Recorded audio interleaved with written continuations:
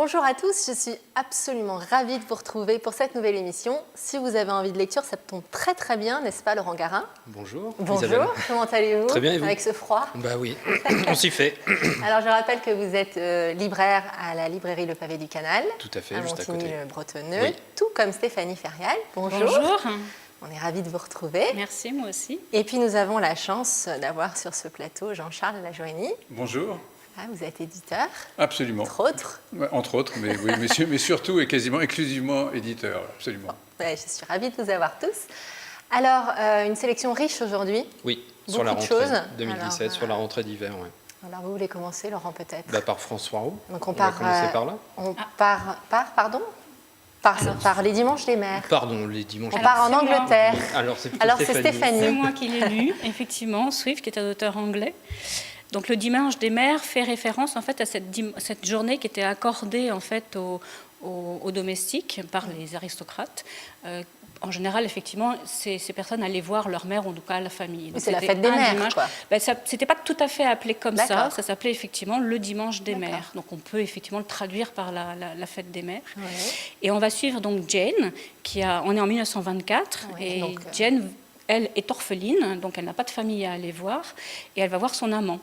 Et son amant est le fils de l'aristocrate voisin qui devrait se marier d'ici une quinzaine de jours et qui profite de cette matinée pour passer donc ce moment avec Jane. Et en fait, cette journée va être capitale dans la vie de Jane. Alors c'est par petits bouts comme ça dans le roman, on va avoir des informations. Finalement, c'est une vieille dame de 90 ans qui va nous raconter qui elle était et ce qu'elle a fait. Et ce qui est absolument génial, c'est ça, c'est que par petites brides et par petits coups de théâtre, on apprend qui est Jane et qu'est-ce qui s'est vraiment passé dans cette journée-là qui a fait que sa vie a totalement basculé. Et puis on est dans une période aussi après la Première Guerre Voilà, mondiale, où tout donc à fait. les hommes, les fils ne sont pas là en cette Non, fête tout à fait, des mères, c'est oui, ça? tout à fait, malgré le fait qu'il soit quand même très présent par photo, ou par mémoire, tout simplement. Mais effectivement, 1924, qui était aussi des années finalement après-guerre, qui vont être complètement charnières justement pour ces deux sociétés, entre guillemets. Hein. La frontière va plus du tout être aussi importante entre l'aristocratie et le monde du service, entre guillemets. Enfin, c'est la domesticité. Et ça, l'auteur, effectivement, le montre très très bien. Et puis il y a une autre partie, moi, qui m'a énormément plu, c'est que c'est un livre absolument lumineux. Enfin, pour moi, c'est d'une écriture absolument, un livre de toute beauté, très sensuel aussi. On le voit d'ailleurs à la couverture. Il y a quelque chose effectivement d'un peu lascif, mais voilà, on avance petit à petit dans son histoire à elle, et c'est absolument magnifique. Moi, j'ai trouvé ce livre très gracieux. J'ai vu que cette femme se promène nue dans cette maison. Ah, mais il ne faut pas le dire. Ah, il ne faut pas le dire, mais si, ça peut donner envie de les lire. Oui, effectivement. Mais déjà, le fait qu'elle passe cette matinée avec ce jeune homme, il y a déjà beaucoup de choses qui sont dites là. Effectivement, lui s'en va. La maison est effectivement vide parce que tout le monde est parti. Et elle va comme ça, non pas errer, mais passer de pièce en pièce. Elle n'a pas besoin de s'habiller. On est le 30 mars, il fait très très chaud. Il y a une très belle lumière d'ailleurs qui est décrite dans le roman. Et elle passe comme ça, toute nue, de pièce en pièce. Et c'est finalement, nous lecteurs, on comprend qu'elle s'approprie finalement quelque chose. Elle n'a pas à se promener toute nue dans une maison qui n'est pas à elle, encore plus dans ce type de manoir anglais tel qu'on peut s'imaginer.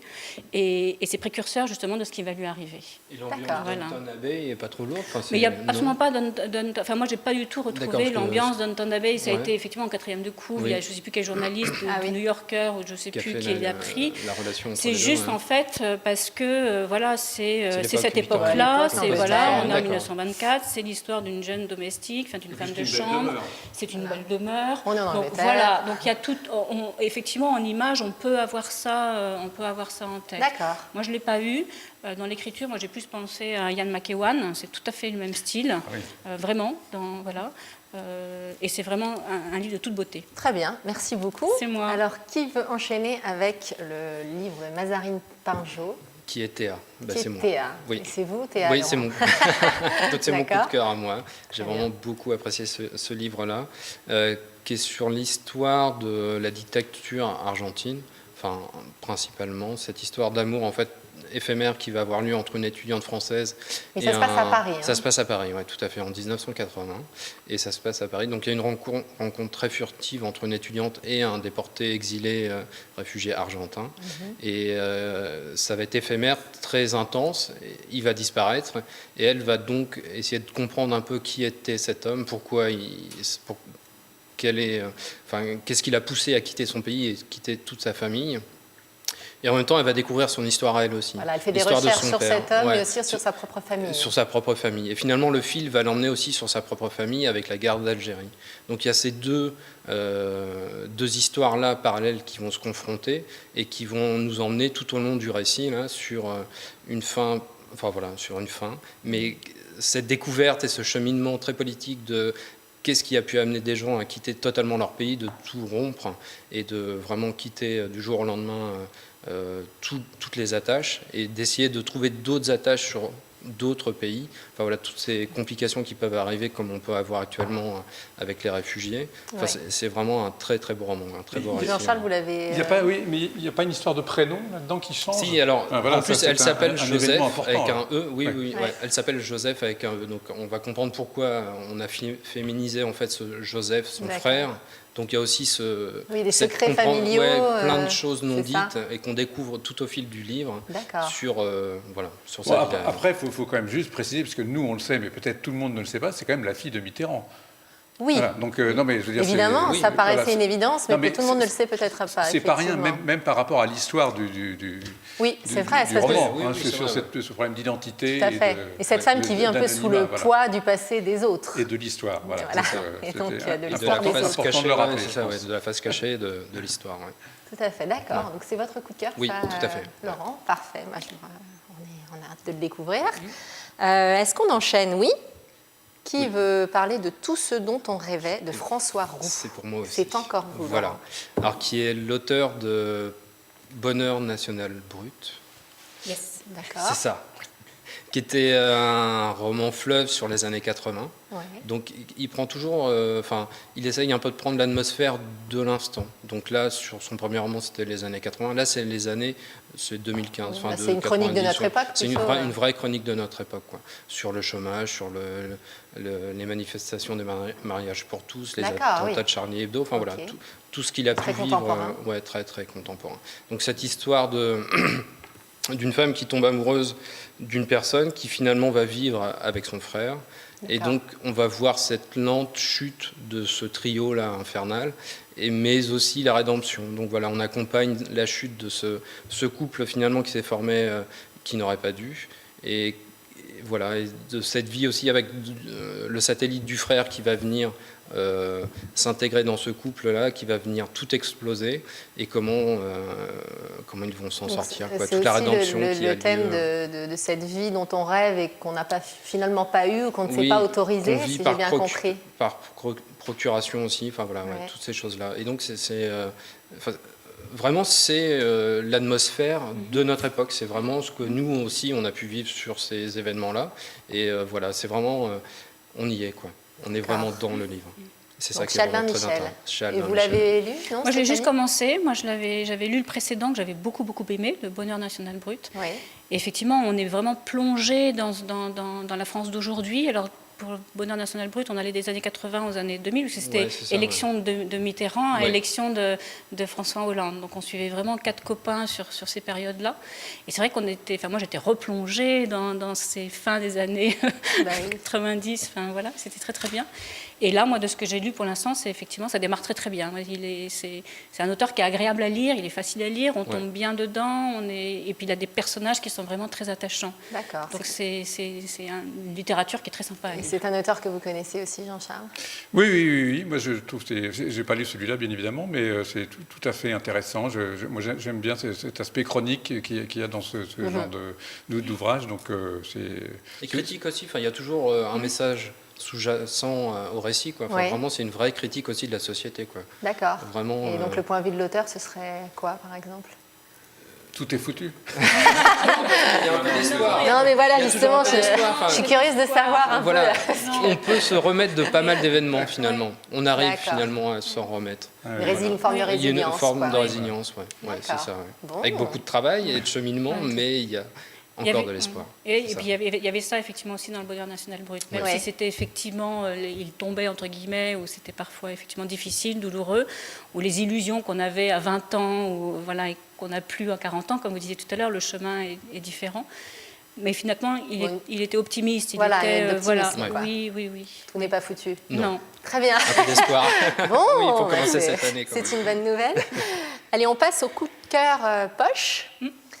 L'art de la joie. Ça, c'est Ouais. beau quand même. Oui, L'arte il y a- il y a- della gioia. voilà, il y a 3 effectivement livres poches là qui viennent de paraître, qui Oui. me tiennent particulièrement à cœur. Donc l'art de la joie que vous citez effectivement en premier, Sapienza, Voilà. qui est une auteure sicilienne. Goliarda Sapienza. Voilà, Sapienza, qui est un livre un peu culte. Un gros poche. C'est un gros Enfin, poche. une grande poche. Voilà, et c'est l'histoire en fait d'une femme, Modesta, qui naît le 1er janvier 1900 et qu'on va suivre sur 50, 70 ans à peu près. Et c'est passionnant parce que c'est une femme passionnée, enfin une héroïne absolument passionnée, et que l'on suit effectivement avec en toile de fond l'histoire de l'Italie, l'histoire de la Sicile, l'histoire aussi de l'Europe, surtout du bassin méditerranéen, et qui se, enfin moi, si c'est une héroïne qui me plaît, c'est aussi une héroïne qui est enfin, Qui est comment dire, insoumise, non? Qui, Insoumise, voilà, voilà, qui et se qui sort toujours oui, de situations dramatiques et qui, ça aussi, oui, qui tout a à fait. affranchi, Oui. si j'ai bien Oui. compris, Oui, c'est une femme voilà. forte. Oui. Oui, et qui a, en fait, pour la définir, ce serait le mot liberté, tout simplement. D'accord. Voilà. Et effectivement, c'est un livre. Alors, effectivement, c'est assez dense, je le reconnais. On a Oui. le droit d'ailleurs de s'arrêter, de lire un polar, par exemple, au milieu, voilà. D'accord. Tout simplement. Mais c'est un livre qui reste Et qui là. a Moi, été je l'ai lu il y a très, très redécouvert longtemps. par une Française, Voilà, d'ailleurs, tout à qui fait. était un peu tombée Oui. dans l'oubli en Italie Tout et à qui a été fait, redécouvert par voilà. une Française. Et On c'est- enchaîne voilà. avec alors Christophe Boltanski, Voilà, le par frère exemple, de bah, Christian. Non, le cousin. le neveu. Le neveu. Le neveu ou Tout à fait, cousin. de En fait, oui, c'est vrai que l'artiste. c'est une famille vraiment effectivement particulière, les Boltanski. Particulière, Alors, Luc incroyable. Boltanski, le sociologue, donc l'artiste plasticien, et lui, Christophe, qui est Dont la journaliste. thématique est toujours quand même tourne Oui, toujours c'est- autour de ces Oui, événements tout de à fait. l'Holocauste. Voilà, tout à fait. Et effectivement, ça se retrouve beaucoup là, ici, dans le Voilà. livre. Donc la cage fait référence en fait à l'appartement rue de Grenelle où la famille vit encore, d'ailleurs, je crois, et où ils vivent tous, vraiment, ils ont toujours tous vécu ensemble.